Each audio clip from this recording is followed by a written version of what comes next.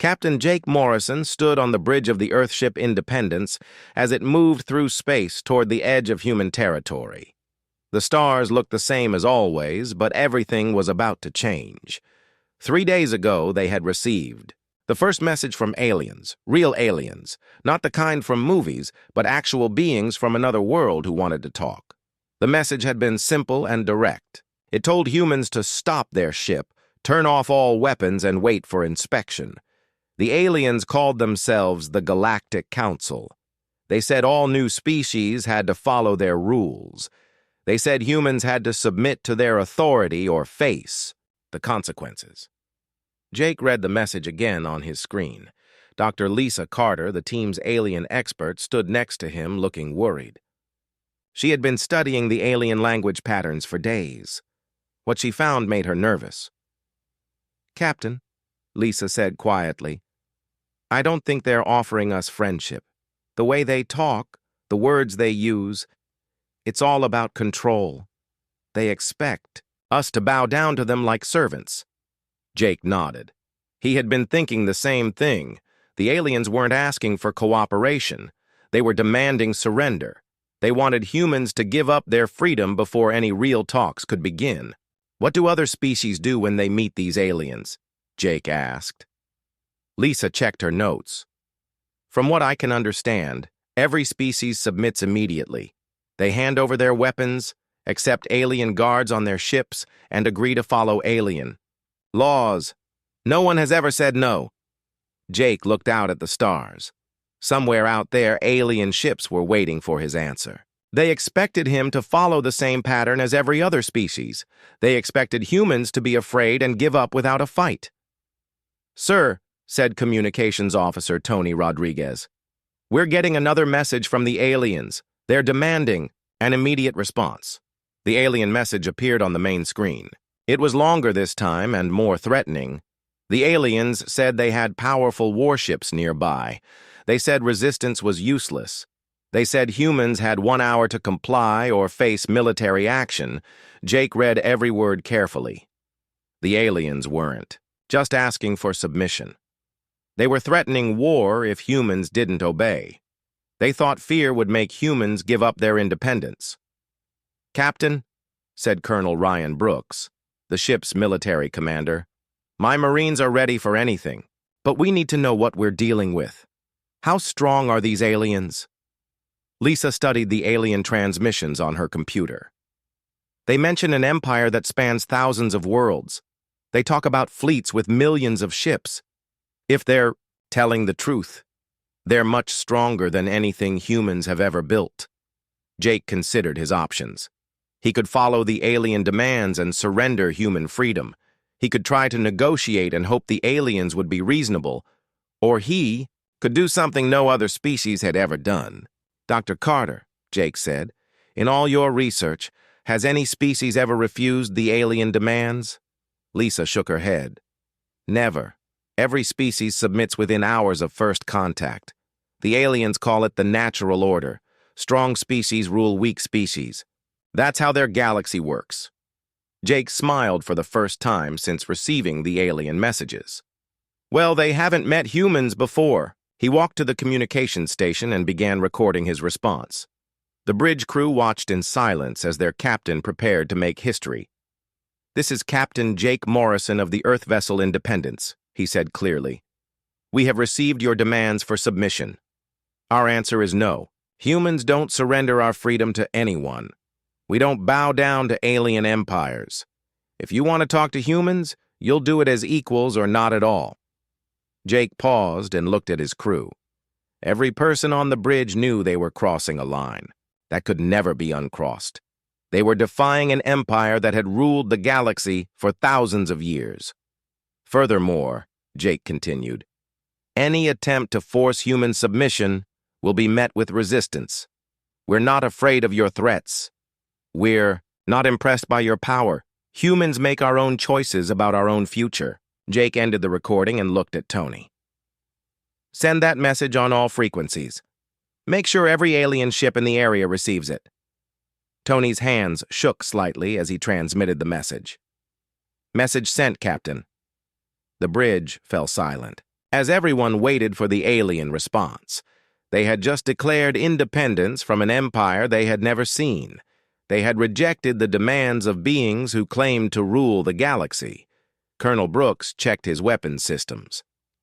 All Marines are at battle stations, Captain. If they want a fight, we'll give them one. Dr. Carter looked at her instruments. Captain, I'm detecting movement from the alien ships. They're changing position. Jake nodded calmly. Let them come. Today the galaxy learns that humans don't ask permission. We demand respect, and if they won't give it freely, we'll take it. By force. The Independence continued on its course, weapons ready, crew prepared. Behind them, Earth waited for news. Ahead of them, alien ships prepared for something they had never experienced before, a species that refused to submit. 3 months had passed since Captain Morrison's defiant message shocked the Galactic Council.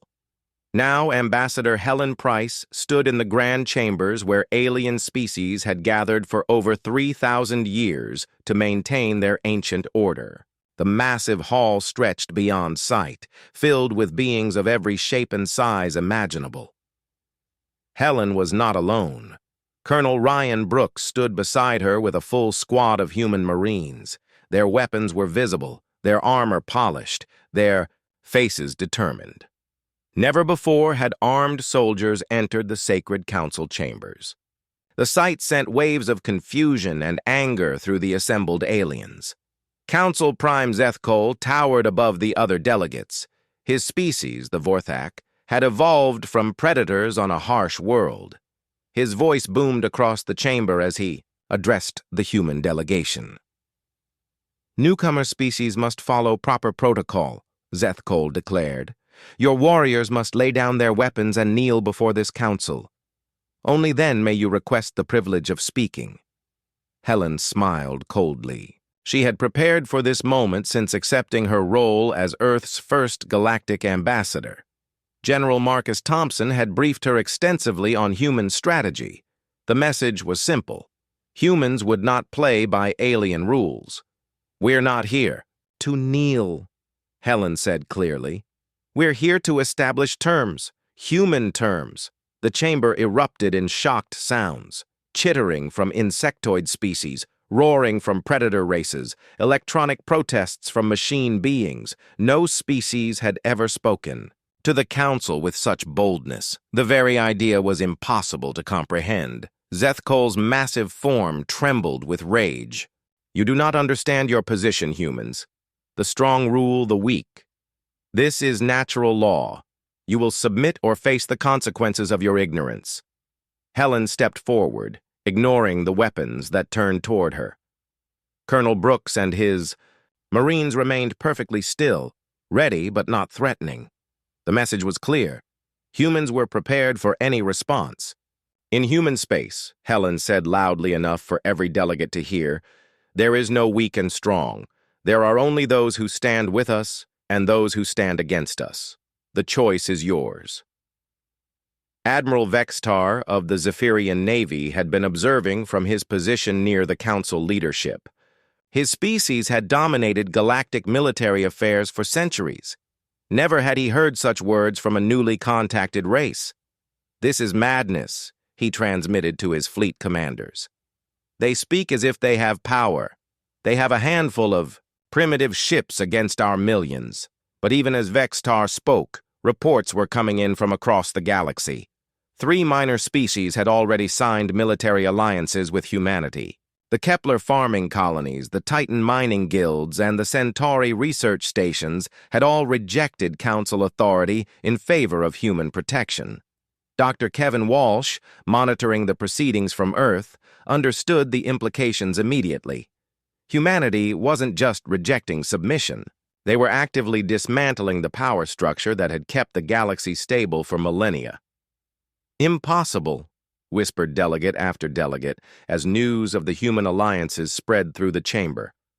Alliance building outside council oversight was strictly forbidden. The penalty was immediate military intervention. Zethkol raised his massive arms for silence. Humans, you have violated fundamental galactic law. You have formed unauthorized military pacts. You have corrupted loyal species with promises you cannot keep. Helen's response was swift and final.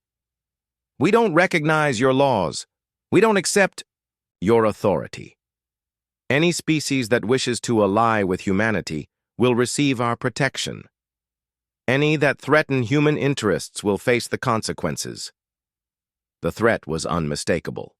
Humanity was not only refusing to submit to the Council, but actively challenging its authority. They were offering an alternative to species that had never known choice. You cannot protect anyone, Zethkol roared. Your technology is primitive. Your ships are few. Your people are untested in real war. Colonel Brooks spoke for the first time since entering the chamber. We may be few, but we're human.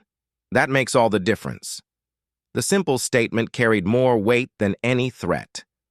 There was something in the way the humans spoke, the way they stood, the way they looked directly at beings who commanded star-spanning empires.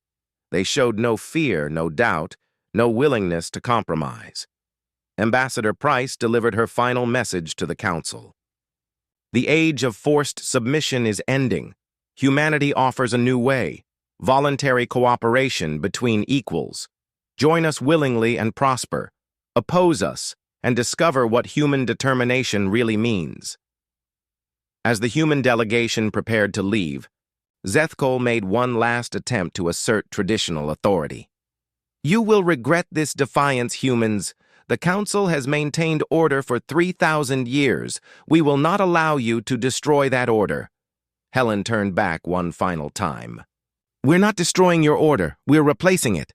The galaxy is about to learn that some species will never bow down, no matter the cost. The humans left the chamber in perfect military formation.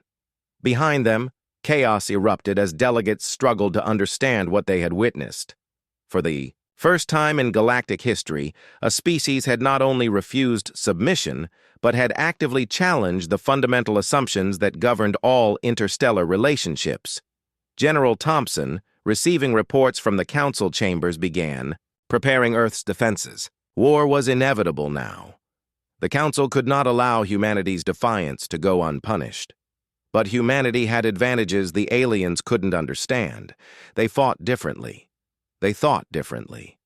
Most importantly, they refused to accept defeat, even when facing impossible odds.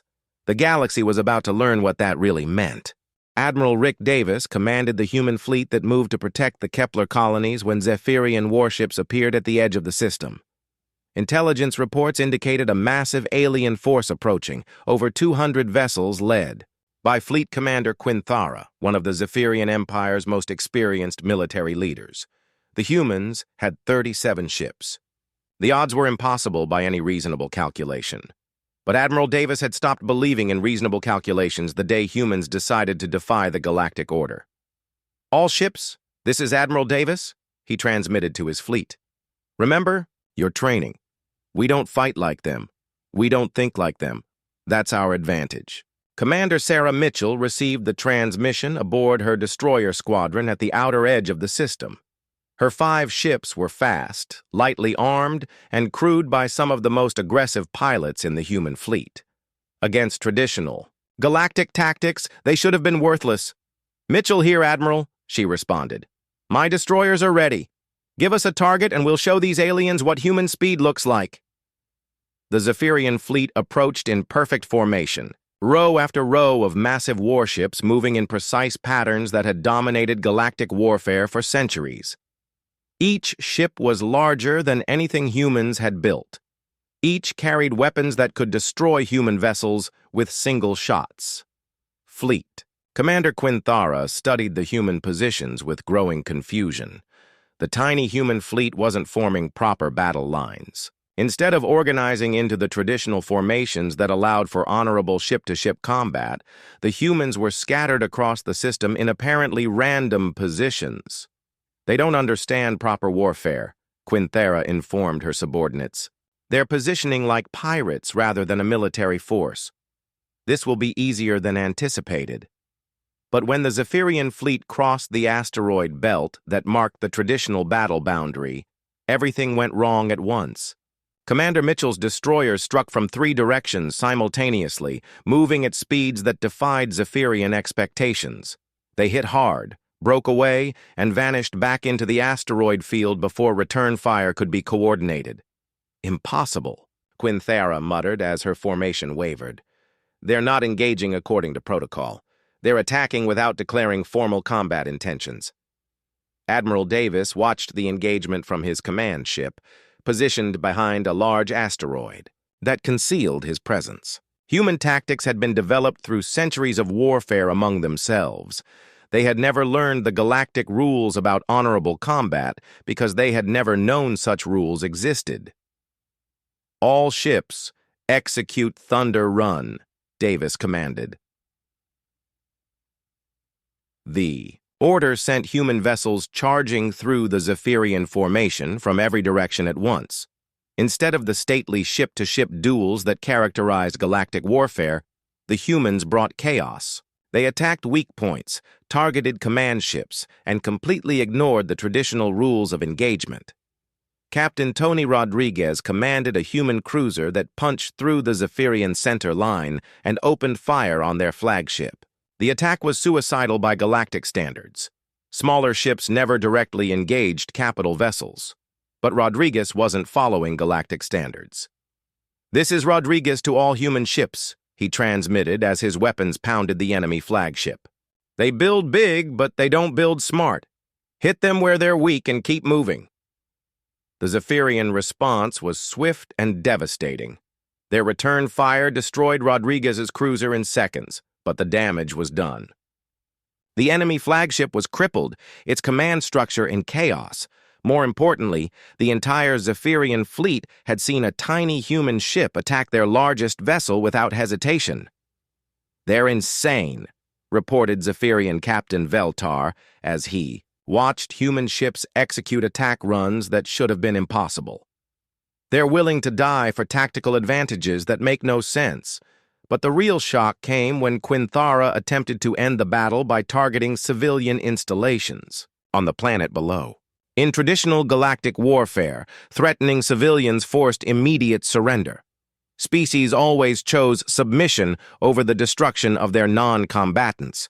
Admiral Davis's response changed the rules of galactic warfare forever. "All ships, new priority target," Davis transmitted on open frequencies so the Zephyrians could hear. "Any enemy vessel that targets civilians is marked for total destruction. No survivors, no prisoners, no mercy." The statement violated every principle of civilized warfare. Galactic military doctrine required accepting surrender, treating prisoners with honor, and allowing defeated enemies to retreat with dignity. Humans apparently followed no such rules. When the Zephyrian cruiser Mighty Talon fired on a Kepler agricultural station, Commander Mitchell's destroyer squadron responded with coordinated fury. They attacked the cruiser from all sides simultaneously, focusing every weapon on its destruction rather than seeking its surrender. The Mighty Talon exploded in a ball of fire that lit up the system. There were no survivors. The humans had kept their promise exactly. Fleet Commander Quinthara stared at the destruction in horror. They destroyed an entire ship for following standard tactical doctrine. What kind of species fights this way? Dr. Kevin Walsh, monitoring the battle from Earth, understood the implications immediately. "We've just announced to the galaxy that we don't fight wars. We fight for extermination. They'll never understand how to deal with that."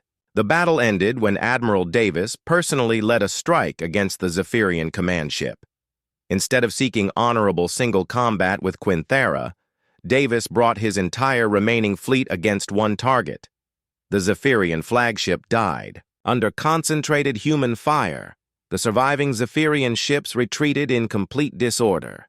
They had lost their commander, their flagship, and their understanding of how warfare was supposed to work. Most importantly, they had learned that humans didn't fight to win territory or gain honor. Humans fought to completely destroy anyone who threatened them. Admiral Davis surveyed the wreckage of the Zephyrian fleet with satisfaction. "Message to all human allies," he transmitted.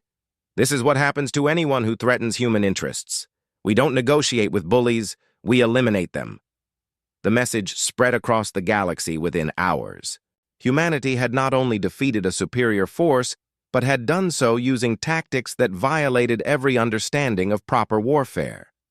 They had shown no mercy, followed no rules, and demonstrated a willingness to die rather than surrender. The Galactic Order was beginning to crack. The Galactic Council's response to humanity's victory at Kepler was swift and overwhelming.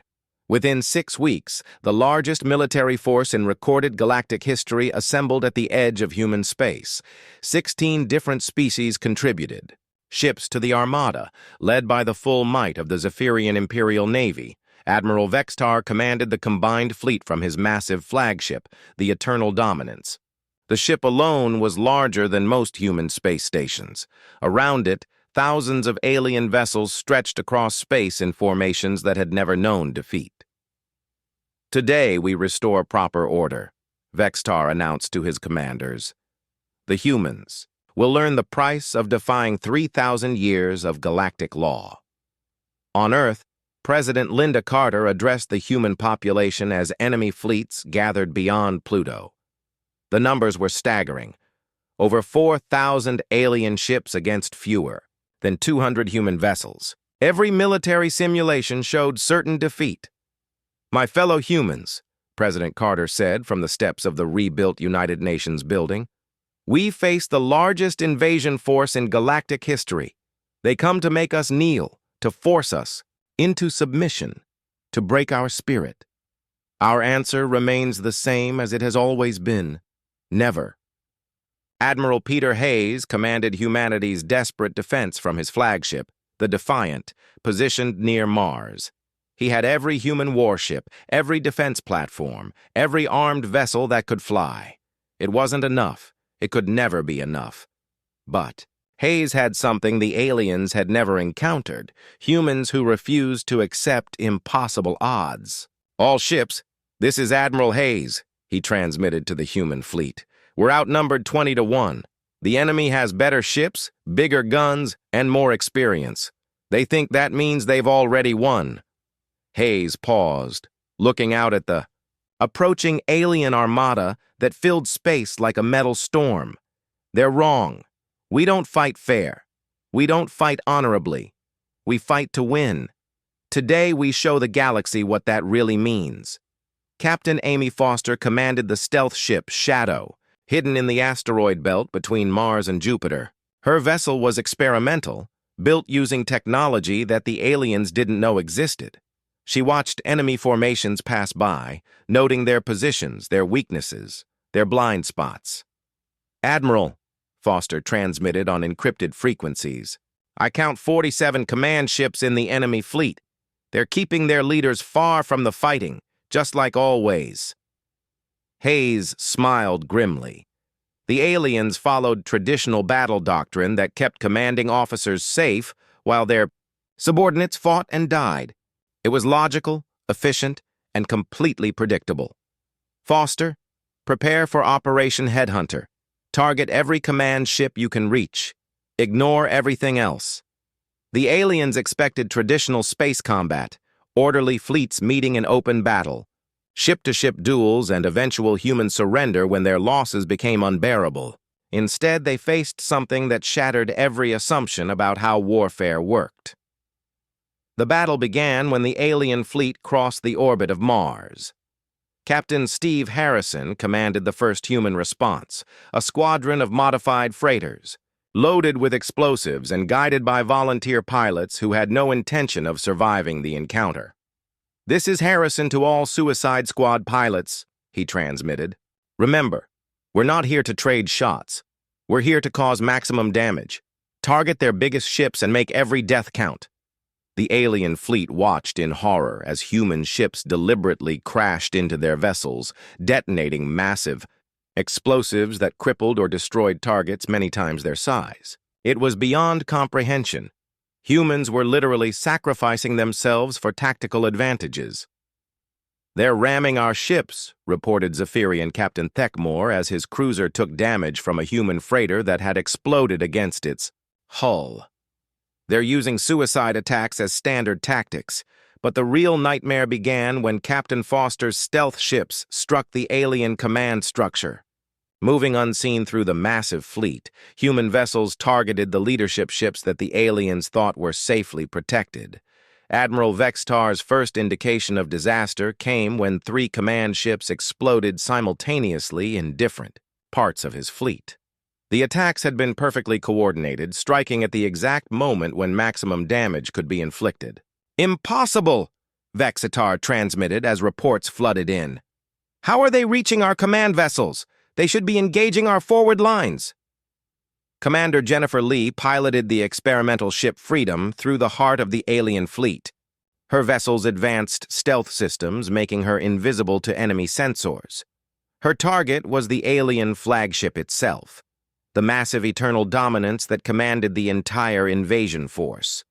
"This is Lee to Admiral Hayes," she transmitted as she approached the enemy command ship. "I have a clear shot at their main target, requesting permission to engage." Hayes checked his tactical display. Lee's attack would be suicidal, but if successful, it could cripple the entire alien fleet by eliminating their central command structure. "Permission granted, Commander. Make it count." Lee's ship struck the eternal dominance amidships, her weapons firing continuously as she punched through the enemy vessel's armor. The explosion that followed lit up space for millions of kilometers, destroying not only the alien flagship, but 3 escort vessels caught in the blast. Admiral Vextar died in that explosion, along with his entire command staff. The coordinated alien attack dissolved into chaos as secondary commanders struggled to maintain formation without their leadership hierarchy. Captain Tony Rodriguez, commanding a human destroyer squadron, pressed the advantage immediately. All ships, the enemy is confused and scattered, hit them while they're disorganized. But the most shocking moment came when Lieutenant Colonel Brad Turner's Marines successfully boarded and captured the Zephyrian heavy cruiser Righteous Fury. Instead of fighting to the death as tradition demanded, the alien crew surrendered when faced with human soldiers who showed no mercy and took no prisoners unless specifically ordered. "We have captured an enemy capital ship," Turner reported as his Marines secured the vessel. "The aliens surrendered, rather than die fighting." I don't think they understand how to deal with total warfare. The Battle of Saul ended not with human defeat, but with the complete collapse of alien morale. Faced with an enemy that refused to follow any recognizable rules of warfare, the invasion fleet began to retreat even though they still outnumbered human forces. President Carter addressed the world as alien ships fled beyond Pluto. Today, humanity proved that determination matters more than numbers. We didn't win because we were stronger. We won because we were willing to pay any price for our freedom. Admiral Hayes, surveying the wreckage of the largest fleet in galactic history, understood that everything had changed. "Send a message to every species in the galaxy," he ordered. "Humans don't surrender.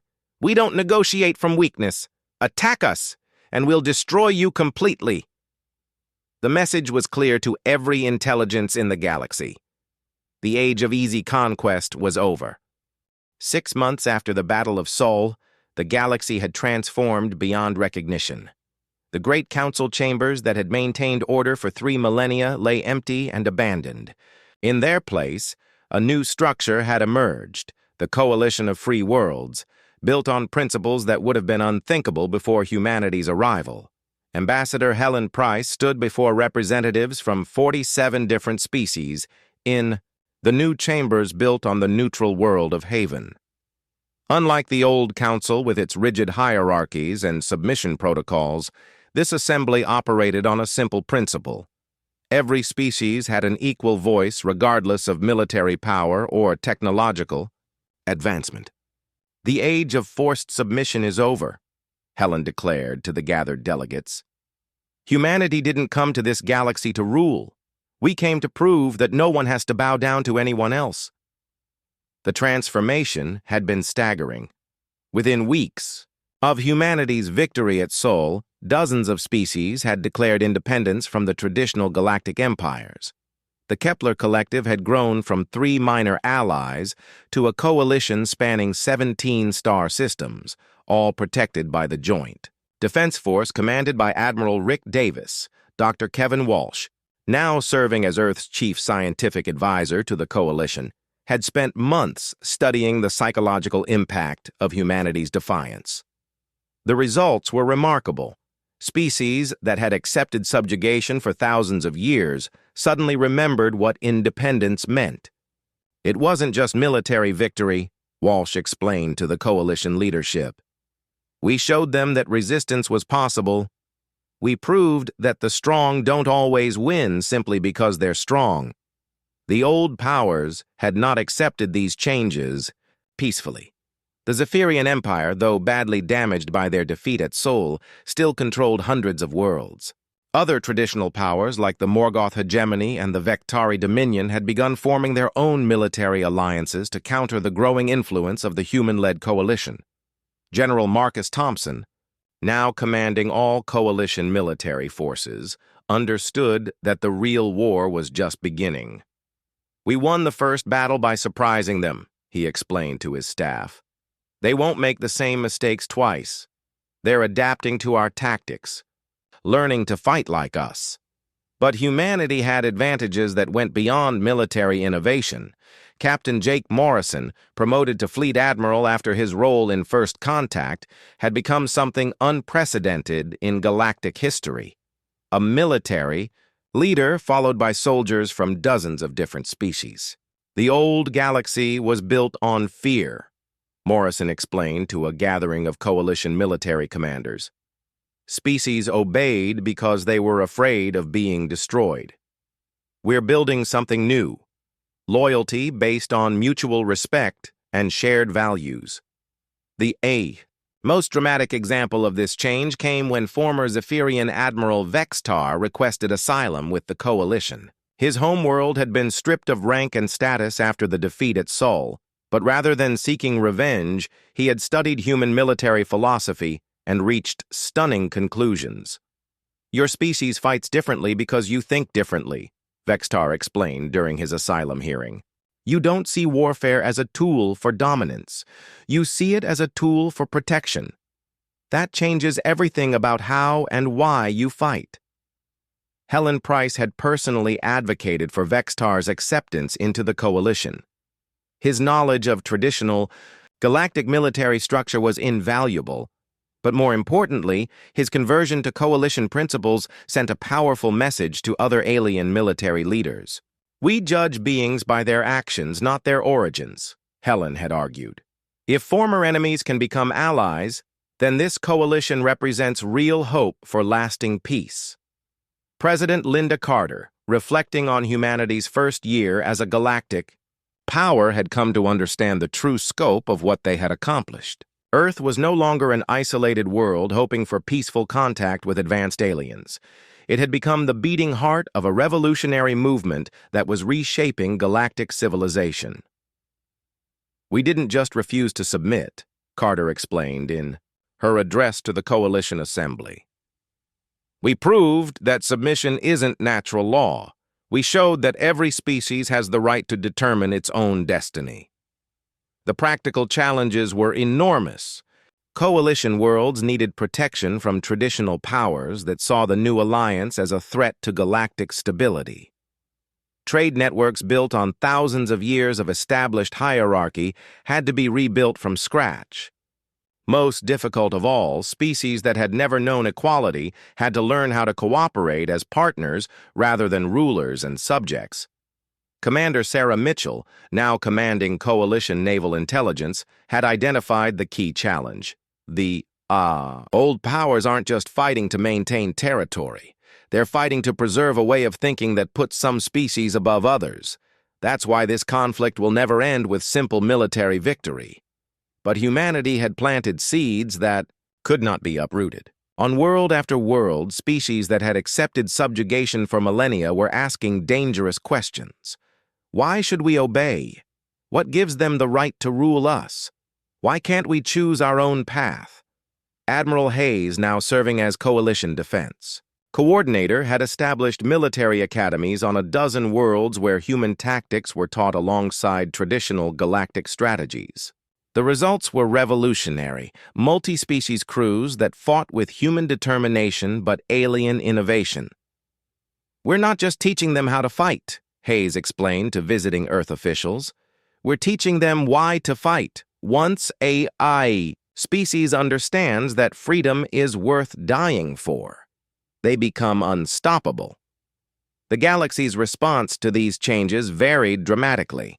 Some traditional powers, like the ancient Kretak Empire, had begun negotiating with the Coalition for peaceful coexistence. Others, particularly the militaristic Vorthak hegemony, were openly preparing for total war to crush the human influence.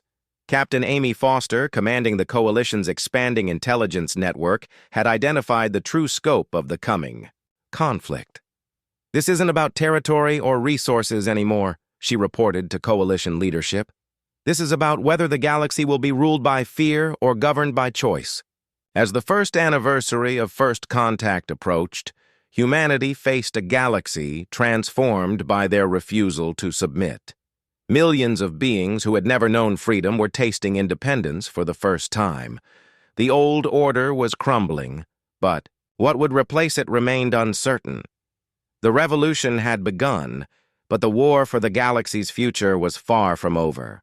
The second wave of galactic war began at dawn on the farming world of New Eden, where Coalition colonists had built peaceful communities among the rolling hills and crystal lakes.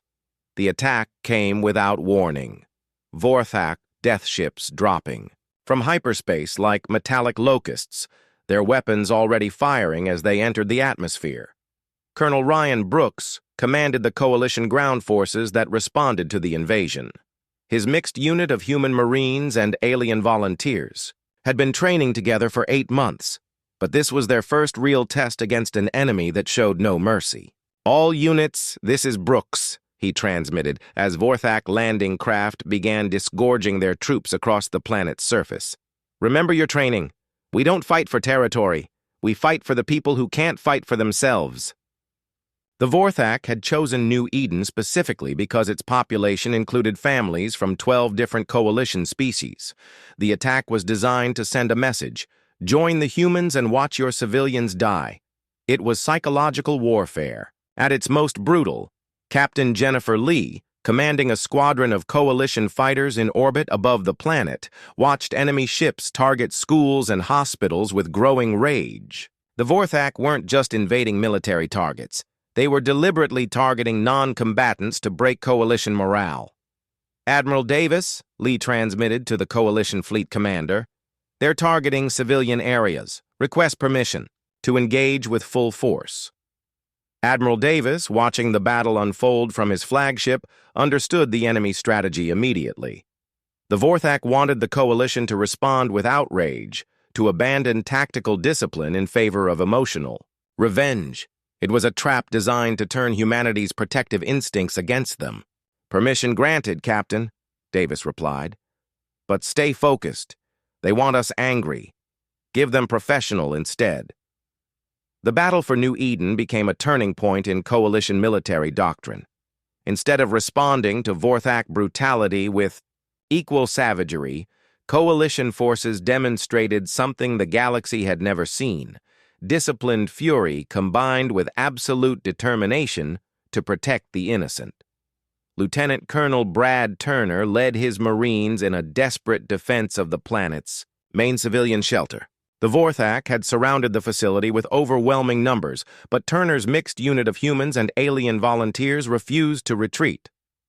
"This is Turner to all Coalition forces," he transmitted as enemy fire pounded their positions. "We hold this line no matter what. These people trusted us to protect them. We don't let them down." The siege of the civilian shelter lasted 18 hours. Coalition forces fought with tactics that confused and frustrated the Vorthak attackers. Instead of the traditional galactic warfare that treated civilian casualties as acceptable losses, Coalition troops treated every non-combatant life as worth any sacrifice. Dr. Lisa Carter, now serving as Coalition medical coordinator, had established field hospitals throughout the battle zone. Her staff included healers from 17 different species, all working together to save lives regardless of the patient's origin. The Vorthak don't understand what they're fighting, Carter observed as she treated wounded coalition soldiers and rescued civilians. They think brutality will break our spirit. They don't realize it only makes us more determined. The tide of battle turned when Captain Steve Harrison arrived with coalition reinforcements.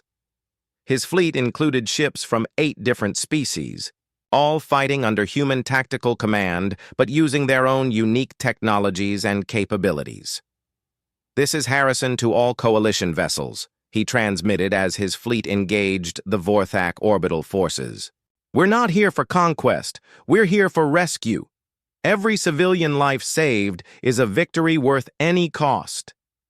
The space battle above New Eden demonstrated how far coalition military philosophy had evolved. Instead of seeking glorious victories or honorable single combat, coalition forces focused entirely on their mission, protecting those who could not protect themselves. Commander Tony Rodriguez, leading a squadron of mixed alien and human ships, executed tactics that would have been impossible under traditional galactic command structures. His vessels coordinated with precision that came from months of integrated training and shared commitment to coalition values. "All ships, execute rescue pattern 7, Rodriguez commanded as his squadron punched through Vorthak lines to reach evacuation zones. "Priority targets are enemy forces threatening civilian areas. Everything else is secondary." The battle ended when coalition ground forces, supported by precision orbital strikes, forced the Vorthak to retreat. But the victory came at a terrible cost: over 3,000 civilian casualties and significant damage to the planet's infrastructure. General Thompson, arriving to assess the aftermath, found something remarkable among the devastation. Despite their losses, the survivors were not calling for revenge against the Vorthak. Instead, they were volunteering to help rebuild and strengthen coalition defenses. "They attacked us to break our spirit," explained Elena Santos, a New Eden colonist who had lost her home in the fighting. "But they don't understand humans. We don't break. We get stronger." The response to New Eden echoed across coalition space. Instead of the fear and submission that the Vorthak had expected, the attack had galvanized coalition resolve. Species that had been considering neutrality began requesting full membership in the human-led alliance. Admiral Hayes, coordinating coalition's strategic response, recognized the long-term implications. The Vorthak thought they could terrorize us into surrender. Instead, they've shown every species in the galaxy what we're really fighting against. President Carter addressed the Coalition Council in an emergency session broadcast across dozens of worlds. Her words were simple but powerful. "Today we learned the price of freedom. It's paid in blood and sacrifice, but it's worth every drop. We will not abandon our principles because our enemies abandon theirs." The intelligence reports that followed the battle revealed the true scope of the threat facing the Coalition. The Vorthak attack on New Eden had been coordinated with similar strikes against Coalition allies throughout the galaxy. Traditional powers were uniting against the human influence with unprecedented cooperation. Dr. Walsh, analyzing enemy communications intercepted during the battle, discovered the aliens' fundamental misunderstanding of human psychology. "They think brutality will make us negotiate. They don't realize it only convinces us that they can never be trusted." Ambassador Helen Price, working to maintain coalition unity in the face of coordinated attacks, understood that the galaxy was approaching a final decision point.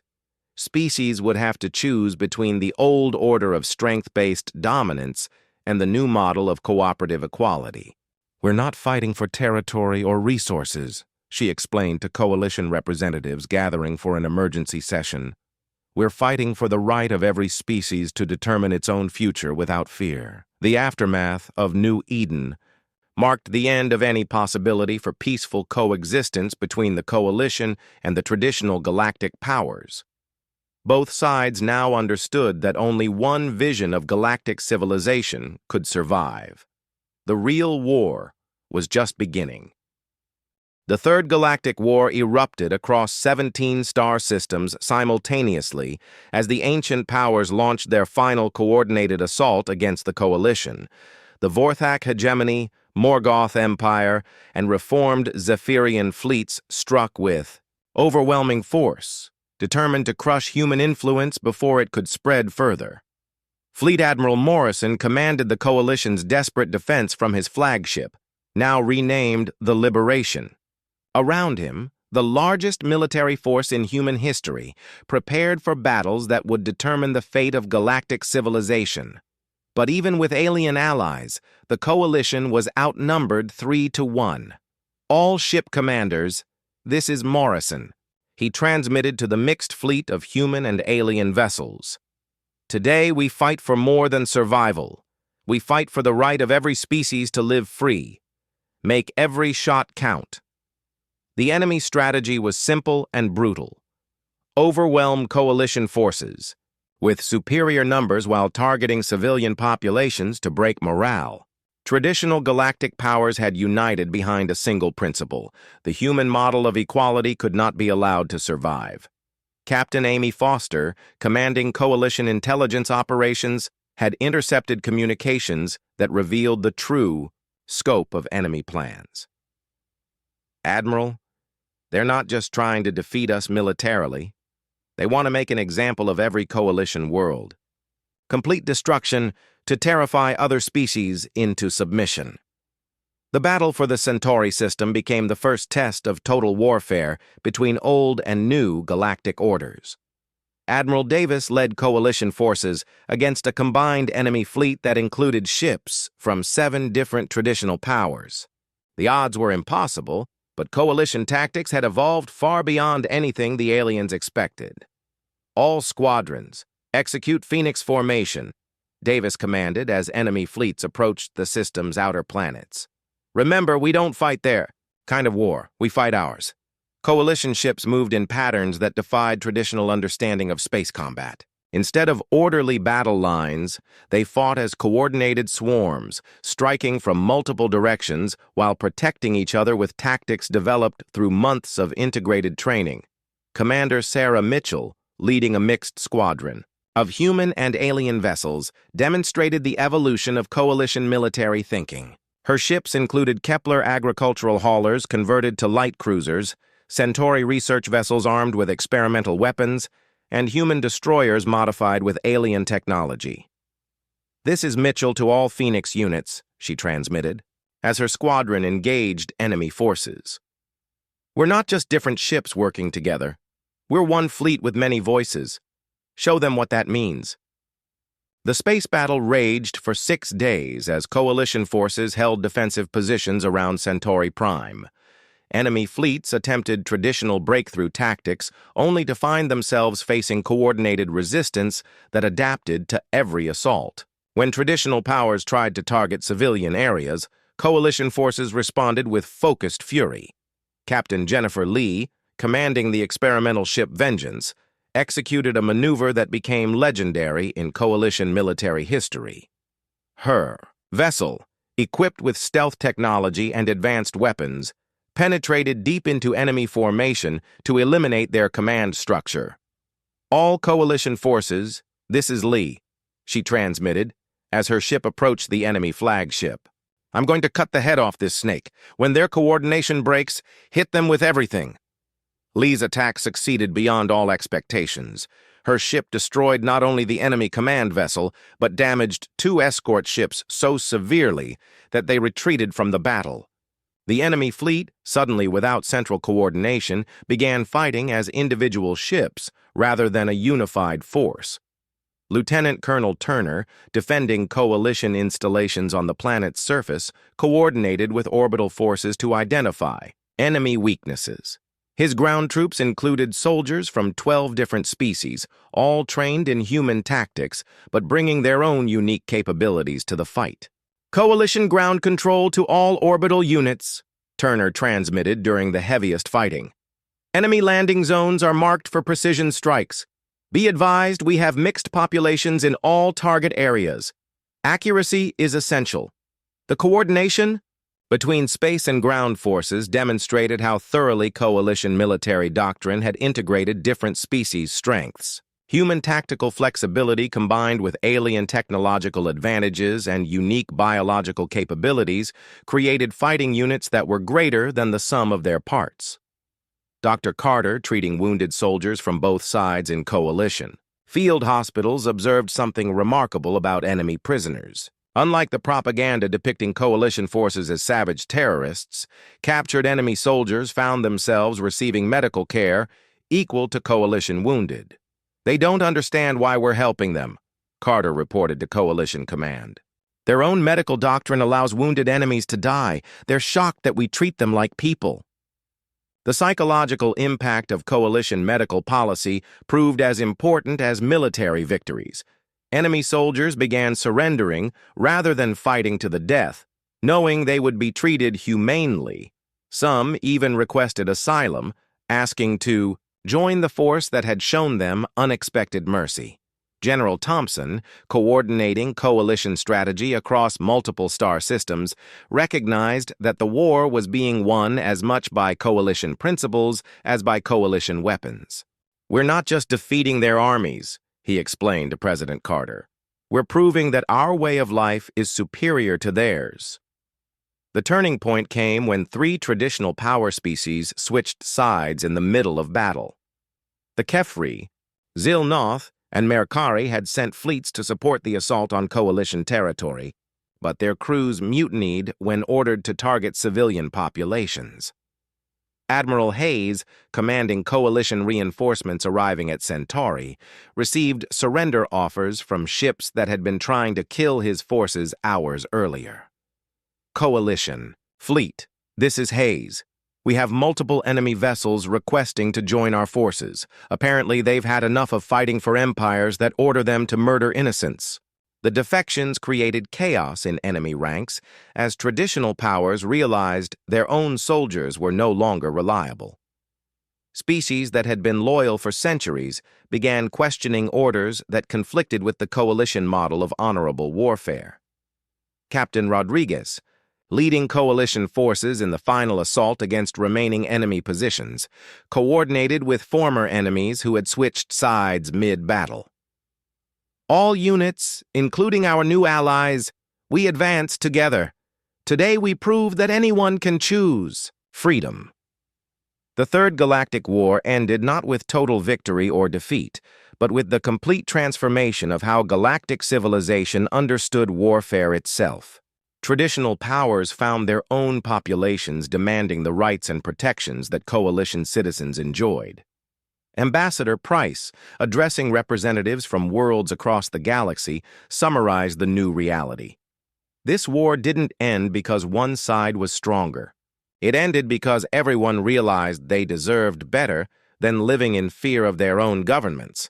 The old galactic order was dead, but building what would replace it would require wisdom, patience, and continued vigilance. The age of enforced submission was over, but the age of earned cooperation was just beginning. Humanity had not just won a war, they had changed what war meant. 5 years after first contact, Ambassador Helen Price stood in the rebuilt council chambers on the world now known as Unity. The hall buzzed with conversations in dozens of languages as representatives from over 100 species worked together. On legislation that would have been impossible under the old galactic order, the transformation was complete. Where once mighty empires had ruled through fear and submission, the Galactic Federation now governed through consent and cooperation. The change had not been easy, but it had been irreversible. The motion to establish universal medical care for all Federation worlds passes by unanimous consent, Price announced as the latest vote concluded. Around her, delegates from species that had been enemies just years before worked together to solve problems that affected all intelligent life. President Carter, now in her second term leading Earth and serving as rotating Federation president, reflected on how far the galaxy had come. The human homeworld had become a pilgrimage destination for beings seeking to understand the principles that had transformed galactic civilization. "We didn't set out to change the galaxy," Carter explained to a group of visiting students from the Vorthak Republic. "We just refused to accept that things had to stay the way they were. Sometimes that's all it takes." The former Vorthak hegemony had become one of the Federation's strongest supporters after their government was overthrown by their own people demanding the rights and freedoms that coalition worlds enjoyed. Similar revolutions had swept across dozens of traditional power structures. Fleet Admiral Morrison, now commanding the Unified Federation Defense Force, had overseen the integration of former enemy fleets into a military organization dedicated to protection rather than conquest. Ships that had once fought each other now patrolled together, defending trade routes and responding to natural disasters. The hardest part wasn't defeating the old empires, Morrison explained to his mixed staff of human and alien officers. The hardest part was convincing everyone that we didn't want to replace those empires with a human one. Dr. Walsh, serving as Federation Chief Scientific Advisor, had spent years studying the psychological and social changes that swept the galaxy following humanity's arrival. His research documented the most rapid transformation in galactic civilization since the development of faster-than-light travel. Humans didn't just bring new military tactics, Walsh concluded in his comprehensive report. They brought a new way of thinking about relationships between species. The concept that cooperation produces better results than domination revolutionized everything. The economic transformation had been as dramatic as the political one. Trade networks built on exploitation and forced tribute had been replaced by voluntary exchanges that benefited all participants. Former slave species now controlled their own resources and traded as equals. Captain Foster, commanding Federation intelligence, monitored the few remaining holdout systems where traditional powers still attempted to maintain the old ways. Even there, change was inevitable as populations demanded the freedoms they saw spreading across the galaxy. "The last Imperial remnants are collapsing from within," Foster reported to Federation leadership. "Their own people are asking why they should live under oppression when freedom is available everywhere else." Admiral Davis, overseeing Federation expansion into previously unexplored regions, had established protocols ensuring that newly contacted species were offered genuine choice about their future. The days of forced submission were permanently ended. "Every new species we meet gets the same offer we wanted 5 years ago," Davis explained to exploration crews preparing for deep space missions. "Join us as equals, maintain independence as allies, or choose isolation if that's what they prefer. No pressure, no threats, no submission required." The cultural renaissance that followed political transformation had produced art, literature, and scientific discoveries that surpassed anything achieved during thousands of years of imperial rule. Species that had been suppressed for millennia suddenly had opportunities to contribute their unique perspectives to galactic civilization. Dr. Carter, establishing medical research facilities on dozens of worlds, had overseen breakthroughs that came from combining human determination with alien innovation. Diseases that had plagued species for centuries were being cured through cooperative research that imperial systems had never allowed. "When you free people to think and create," Carter observed while reviewing research progress, "amazing things happen. We're solving problems in years that took empires centuries to ignore."